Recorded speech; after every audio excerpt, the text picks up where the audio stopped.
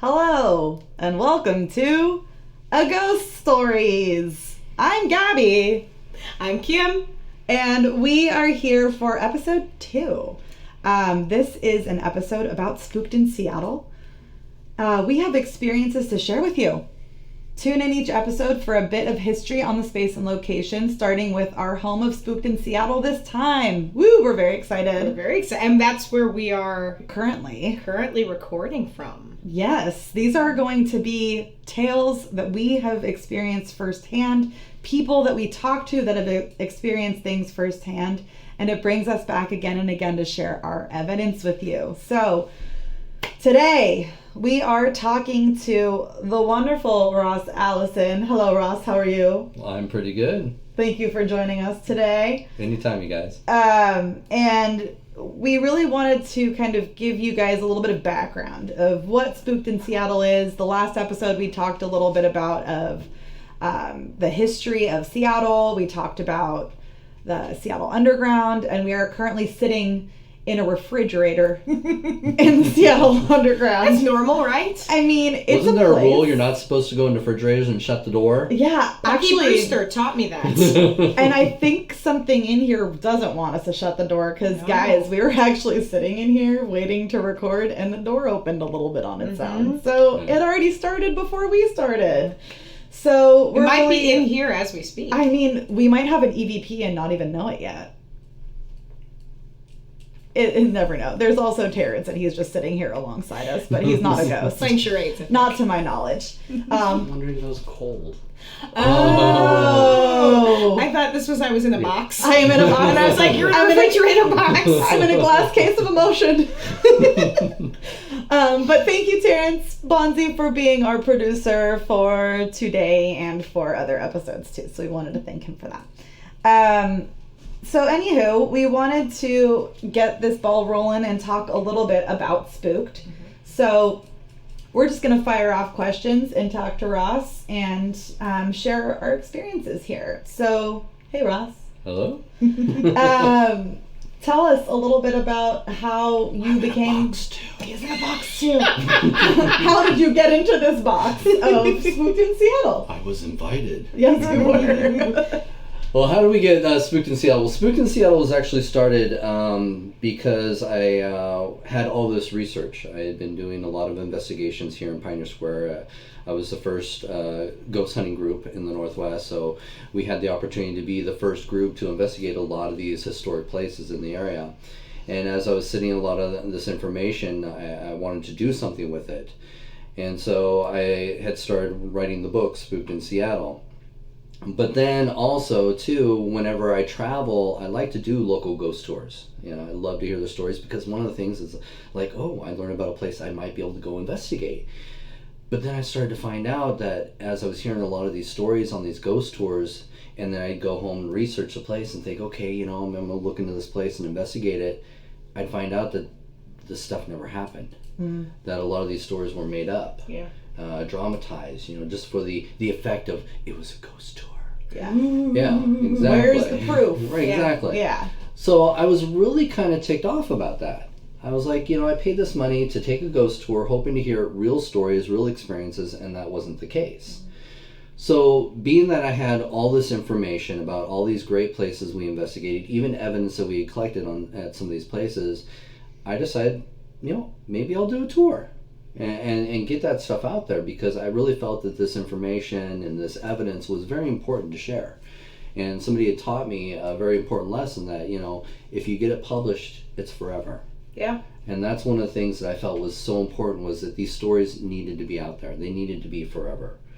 And because one of the things I've always said is, you know, we learn so much about history And you learn about that child that died in the room that now haunts the room, and you never would have known about it if we weren't out there telling their stories. And so we make a lot of these ghosts, I should say, more, I don't know what's the word I'm trying to think.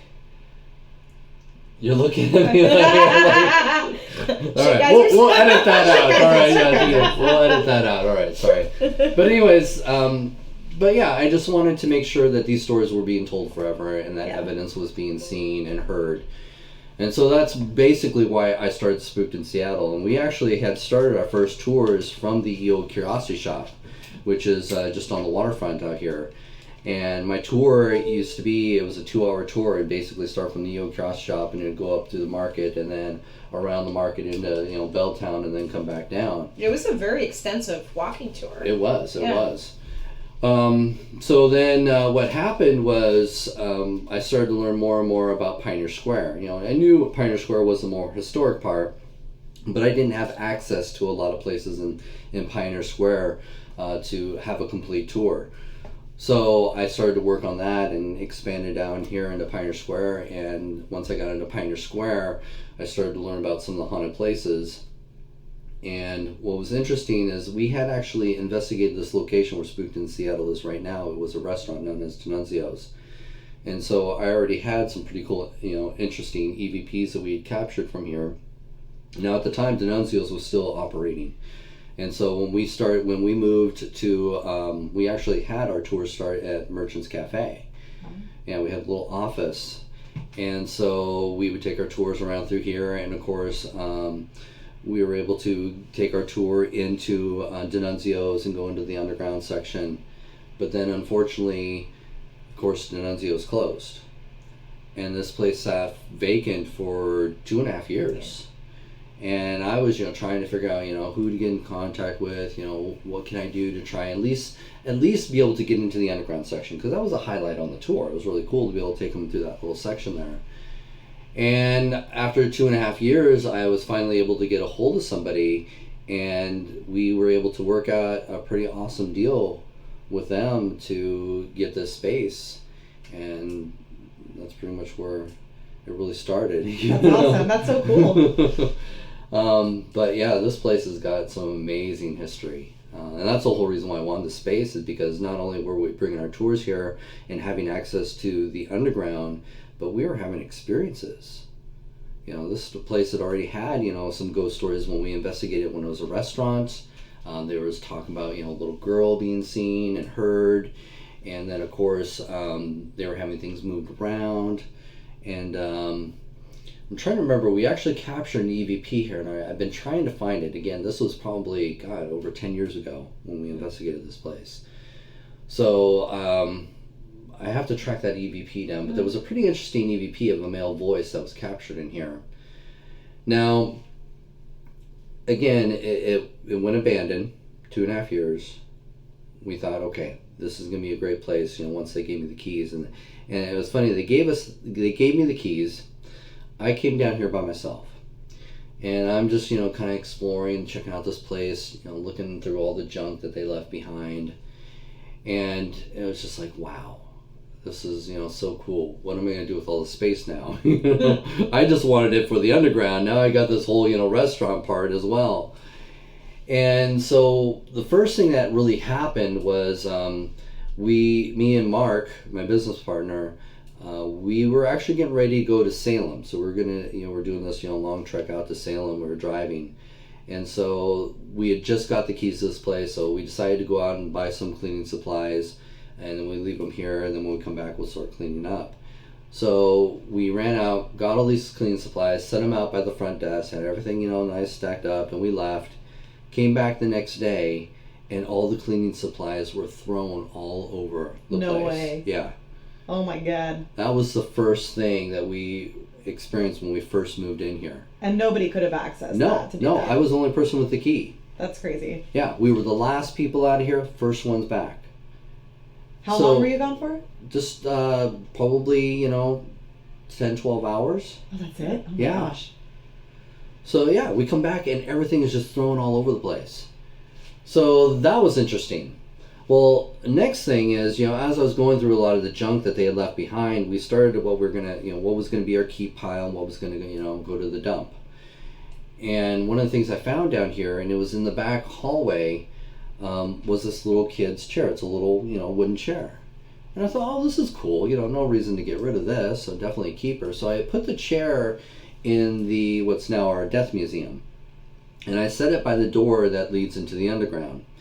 And I'm alone, I'd come in early again, just trying to get things going and straightening things up and just in awe, So I had put the chair in the room, and I come back out and I started exploring some more, going through a bunch of stuff, and I found some more stuff I wanted to keep. So I go back into the room, and I was going to sit up by the chair, and I noticed that the chair wasn't where I thought I put it. But I didn't put too much into it because, again, I'm running off a lot of that adrenaline. Right. I'm really excited to be here. So I just kind of put everything I had in my hands down, and I went exploring again. And I came back with another handful of stuff. And now I know the chair's not where I last saw it. Something wants your attention. Yeah. So I was like, okay, this is, pretty interesting. So luckily, I didn't have any ghost hunting equipment. I was, just here to clean up and start getting things going.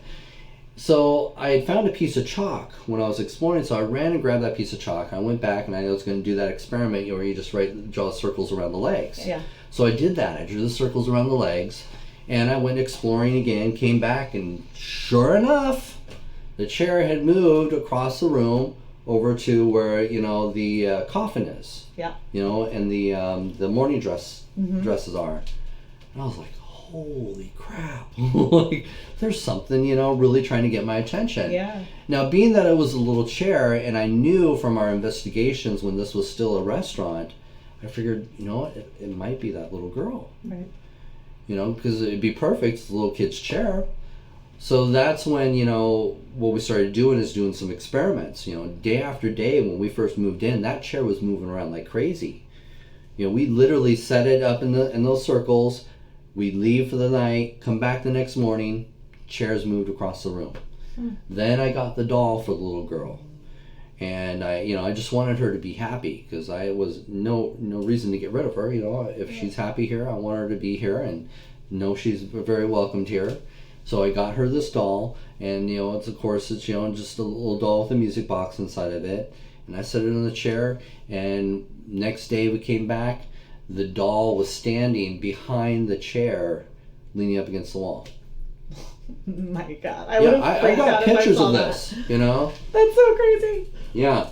Wow. And this was happening constantly for a good, I'd say, couple months. We were experiencing that chair moving constantly and the doll moving quite a bit. Did anything else move?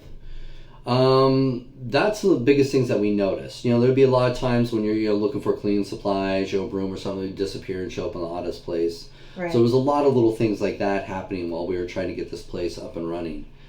But it wasn't until, I would say, after a couple months, it did kind of slow down a little bit.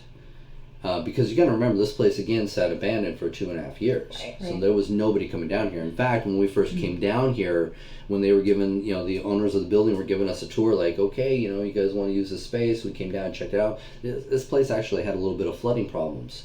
There were huge puddles of water all over the place. It that we had to take care of. sometimes still does. Shit geysers. It's the ghost of shit geysers past. If you don't know what we're talking about, listen to episode 1. That's so crazy. So you feel like there's probably a lot more activity then because it was left vacant for so long, and then all of a sudden people come in, start disturbing what's going on. Right. And it maybe doesn't like what's going on, or is just... I think it was more of it wants you to know that they're here. Yeah. Right. I think that's what it was. And to be It was acknowledged. to be acknowledged. And I think that's why the atmosphere has changed so much, is because we are very welcoming to them. They've become the celebrities of this place, and I think they like that attention. Well, because that's something I get asked by people a lot. Like, aren't you worried? Aren't you worried about something following you home? Aren't you worried about, one of these spirits getting overly aggressive? And other than our Mr. Hansy friend in the back, who enjoys to sometimes feel up the ladies, and I've had him grab me on a tour before. Really? Yeah. I was standing in one of the corners in the underground, and I was talking about him, too. And he wanted to say hi. He wanted to say hi. It was like I was bear hugged from behind. And where was this exactly? In the back underground, where there's a little kind of rounded corner. Oh. That's right. If you were up above on the sidewalk, it would be where we cross the street. Mm-hmm. But in the underground, it's right at that corner there. And so I had my back to a wall. And so there's no one behind me. And there's probably a good 6-foot buffer between me and anybody else. And people have flashlights. Like, even though it's dark, it's not so dark you can't see what's happening. Right. And I was in the middle of talking about him specifically. And it was just like 2 arms coming from behind and bear hugging me. And not much makes me jolt. But I actually did have a reaction to it. And, that moment where you whirl around to see, like, who crept behind me, who's doing this. And there's no one there. Oh my God. And nobody else experienced anything that specific day down there, at least not that they shared. But he does get a little grabby. But going to what we were saying, they're getting so much attention. We're telling their stories. And that has to be, pleasing if nothing else. I feel like if they really didn't like it, they'd let us know. But I've never once been worried about something following me home, and I've never once really been worried about any of the spirits back here. Like, even Mr. Hansy, it's annoying to suddenly feel yourself get grabbed, but it's not dangerous. It's just like they're getting a little too frisky, and you have to be like, all right, watch the hands, my friend, watch the hands. But I've never felt truly threatened by a spirit here in any of the encounters I've ever had. Would you say that's the same for you? Have you ever felt? Yeah. No. I think it's a situation where, again, in most cases, when you're dealing with paranormal activity, they are just trying to let you know that they're there. Yeah. And in most cases, people are too afraid to acknowledge it. Mm-hmm. And that's where the fear comes in. And people will get, frightened. They don't want it around. They think it's out to hurt them. And it's like, no. A lot of times it's just, hey, I'm here. Yeah. I just want some acknowledgement. Maybe there's a reason why they're there. Maybe they're trying to tell you. We don't know yet. Mm-hmm. But I think in this situation, this is their home. They've been here long before we were here. And I guess we've now gotten to the point where we enjoy sharing the environment with them, I think sometimes they can be a little cheeky and mischievous. I think about, I'd gone in to investigate a friend's home near here, and the spirit had a tendency to hide her keys. And it was fine until one day she'd had a really bad day, and she'd come home and put them on the counter, and she was going about her business, and she had to leave again pretty quickly, and she goes back to the counter, her keys are gone. And she said out loud, "Not today." And lo and behold, she left the room, came back, and they were right back there on the counter. Mm-hmm. And so I think you there's personalities, there's those relationships you kind of build where they're not trying to be harmful. They want contact. They want acknowledgement. They want maybe sometimes with like the little girl, they want to play, or they want someone to be attention. Yeah. We talked about that last time when we were talking about Merchant's Cafe. Mm-hmm. They're attention whores. Yeah. I mean, who doesn't like some good attention, right? But at the same time, I think too, you don't always find people like us, and there may be like spirits or entities that are trying to get people's attention often and are not acknowledged. Yeah. And so I think that's also probably part of it, and the fact that there is not just a welcoming environment, but the people that are alive that are here are very welcoming and open to that vibe, and that's why it feels more like homey almost and not as like threatening. Yeah. Mm-hmm. Right. So having said that, that's really awesome information. So you started doing tours here. Yep, started bringing the tours in, and I think that's where people started having their experiences as well, because now we've granted them access to a pretty haunted place. Yeah. And so tour guides, as you heard, with Kim, their personal experiences. A lot of tour guides will have experiences as well.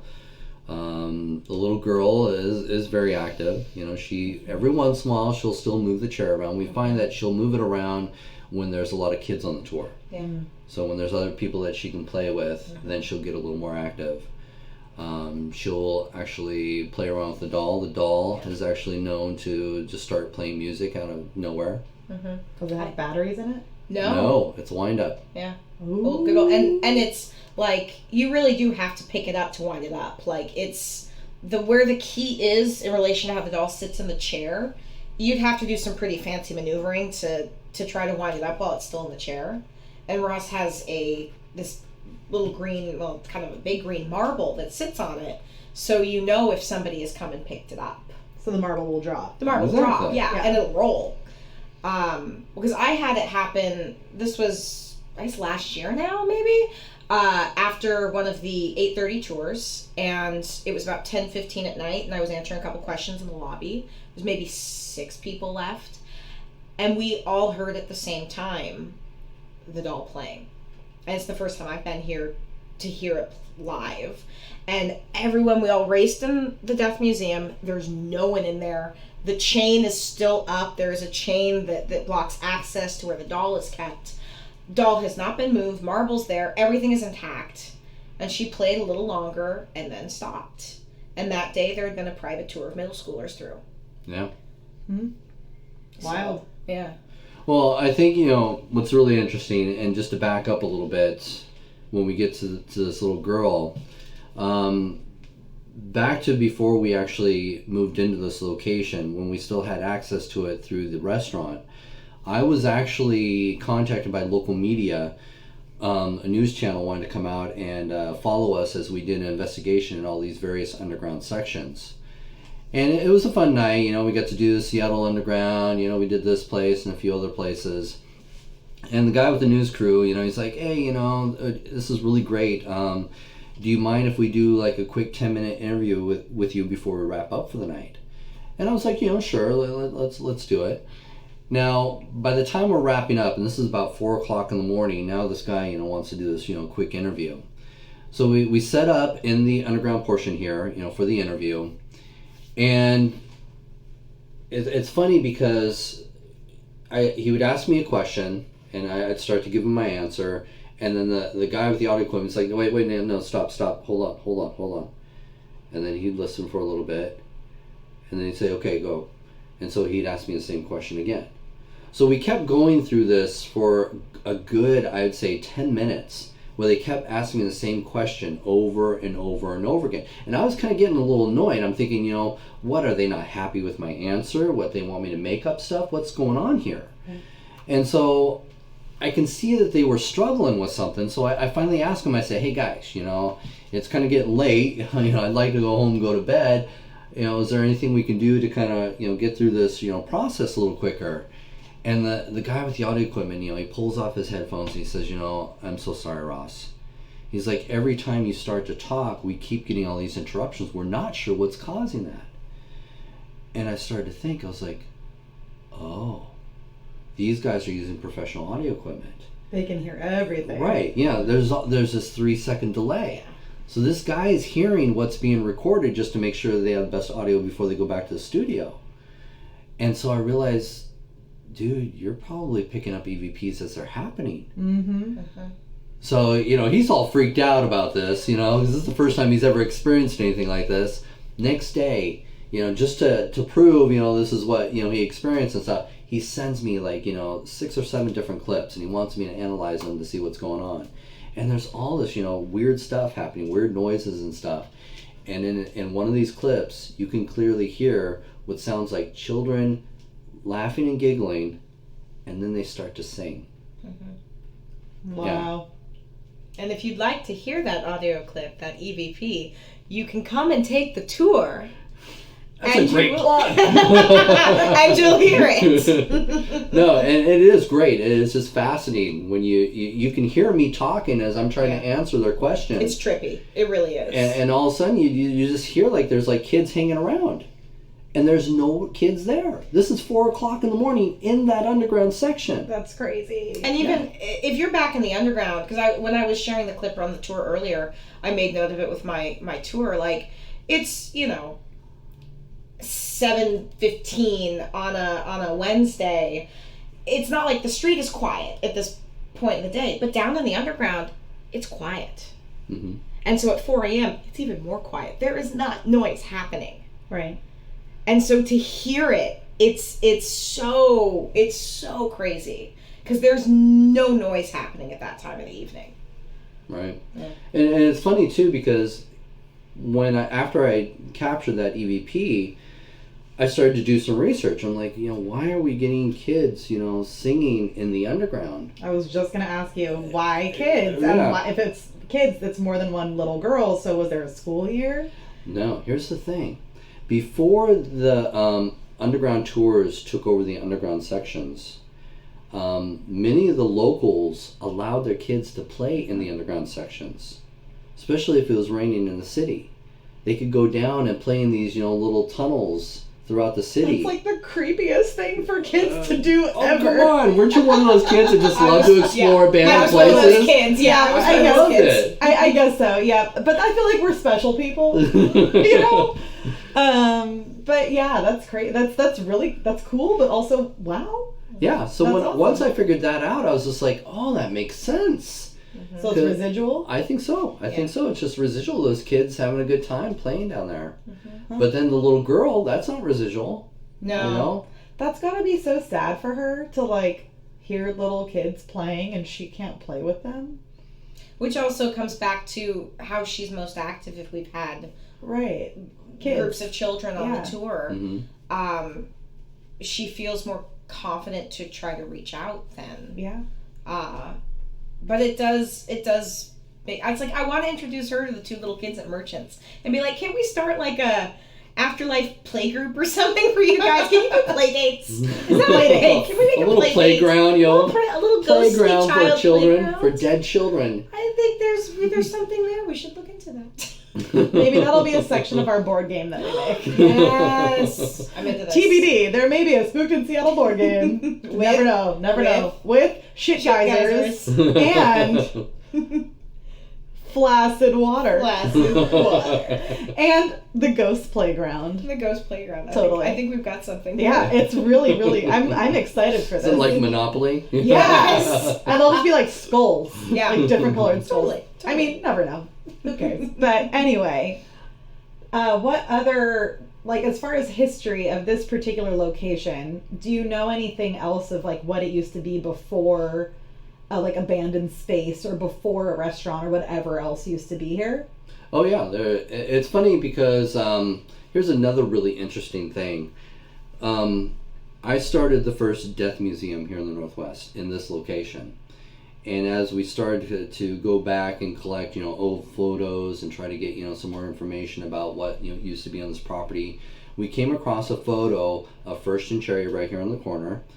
And before the Great Seattle Fire, when there was still a lot of wood structures around here. Mm-hmm. And to my surprise, what actually was in the location of our death museum was Undertaker. So that was interesting that I didn't know that this used to be a funeral home, and right there. It's just destined to be death. It's destined to have spooky. Yeah. Yes. Huh. So that was kind of shocking. That opens up a whole other perspective. Right. Mm-hmm. So we know before the Great Seattle Fire, there was an Undertaker on this property. And then, after the fire had gone through, when they rebuilt the city, it had gone through a lot of changes. Mostly, it used to be a restaurant. It used to be a speakeasy. A dime a dance used to be down here. But it was also very well known for its shadier businesses, too. There was an article written up that talked about how the ladies of the night... we're down here. The seamstresses. The Seattle seamstresses. I'm doing air quotes right now. Seamstresses. Yes. So there was an article that talked about some of that activity taking place in this section as well. Well, and we also had, it was one of the first gay community centers. Yep. Was here, Mm-hmm. yeah. When? It was the 60s, I believe. Because Pioneer Square it was actually where the gay community started out, was right in this area. Capitol Hill. Yeah. So there was a lot of gay bars around this area. Nice. Yeah. That's awesome. The first gay pride parade was in this area as well. Coming up. But then And the only place that they allowed same-sex dancing was down here. Yeah. Now, another thing, too, is before the restaurant had moved in, this used to be a theater known as the Skid Row Show. So that was we going also on. talked about Skid Row last episode. We did. Yeah. So there was a theater known as the Skid Row Show. It took place down here. It sat abandoned for a while. It was used as storage. And then Luigi came in and he started his Italian restaurant in this location. And His face on the door. One Very way to welcome vibrantly. you. Because I have people sometimes on the tour who will ask about, like, didn't this used to be a restaurant? And wasn't it a guy's face? And I'm like, Yep. it was. Yes. It was. Yes. Yes. It's hard to miss. Face is no longer there. No. But his face is still in Pioneer Square. You'll see it across the street now at one of his other restaurants. Yeah. Yeah. Is that the same restaurant that used to sit on the corner of where the coffee shop is right now? Yes. Yeah. Yeah. Yeah. That's so funny. I've definitely eaten there before when it was, I think, not here, but above. Above. It was above. Yeah. Yeah. It was above. He had It the was, like, restaurant right down next here, door. he had the restaurant upstairs, and then he had a restaurant down the street. Yeah, Yeah. I think we went there. He used to call it Little Italy, was his little thing. Yeah. That's cute. That's really nuts, though. That's very cool. I Mhm. feel like there's so much, like with all of those people coming through, there's so many different energies that could be residual. But I also feel like with an Undertaker here, there's gotta be like, maybe some of the hauntings are from something having to do with that. But as far as like experiences that have been had here, I wanted to pick your brains, figuratively speaking.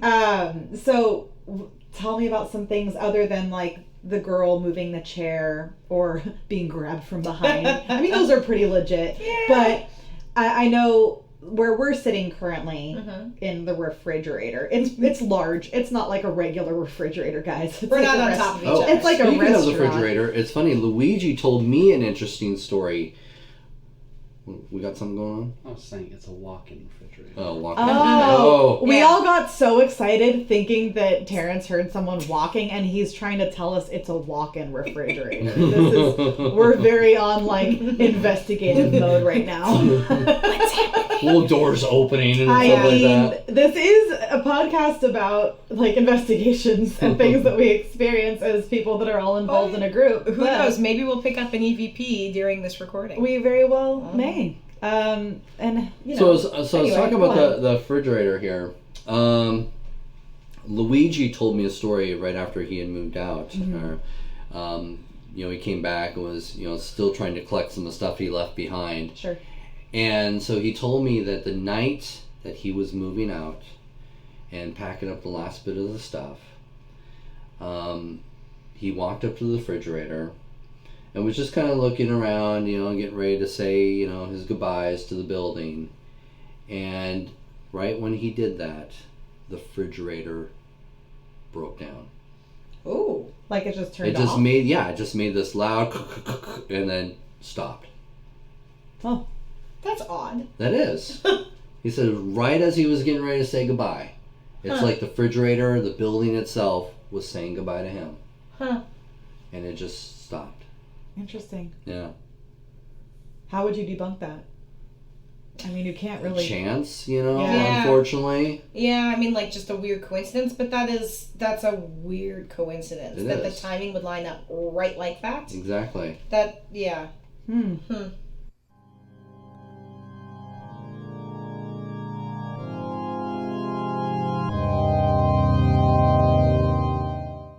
This concludes part 1 of Interview with the Ghosts. I mean, business owners of Spooked in Seattle.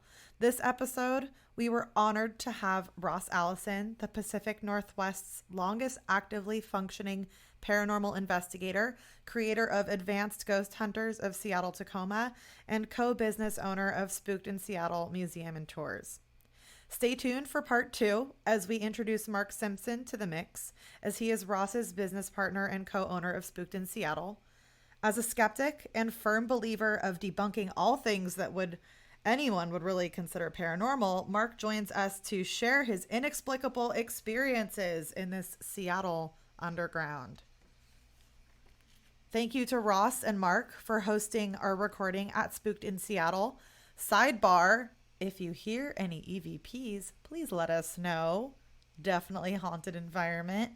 And thank you to Sir Terrence Bonzi for being our producer extraordinaire and for our music. For more information on our group, A Ghost, visit aghost.org. For more information on the location of Spooked in Seattle and the tours offered, visit spookedinseattle.squarespace.com. And please follow us on Instagram at AGHOST Stories. That is spelled AGHOST STORIES. And say hi. If you have any paranormal stories of your own that you would like us to share on a future episode, please email us at aghoststoriespodcast@gmail.com, spelled the same way as the Instagram, but with a podcast at the end. And please subscribe and or follow us wherever you listen to podcasts. We're easily accessible on Spotify as well as on Transistor at aghoststoriespodcast.transistor.fm. Thank you for listening and stay spooky, Seattle.